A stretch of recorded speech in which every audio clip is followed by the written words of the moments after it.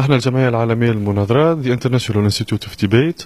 اليوم في دار الثقافة في بنزرت. الإيفينمون هذا هو إطلاق برنامج تونسي ونغير، اللي هو جاء من بعد البرنامج اللي قمنا به في الأشهر الفارطة اللي هو صغير ونغير.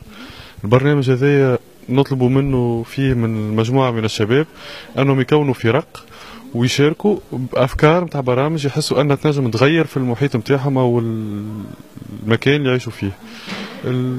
الهدف من هذا هو الهدف الرئيسي الكبير ياسر، هو أن نعلموا الشباب المناظرة، نعلموهم الحوار، امور تقنيه، مش الحوار فقط، معنى انهم جوست يقعدوا ويحكيوا وما يوصلوش الهدف.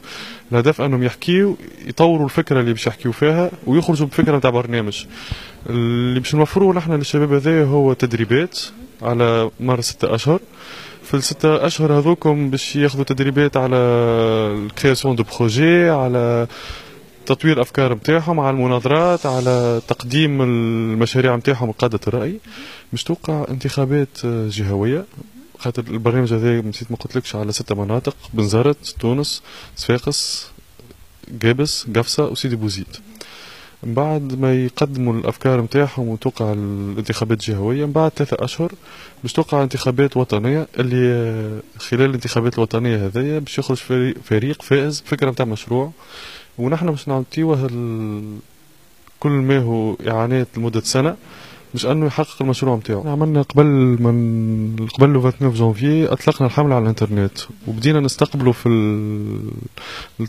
الترشحات نتاع الشباب، وبداو يعمروا في الاستمارة.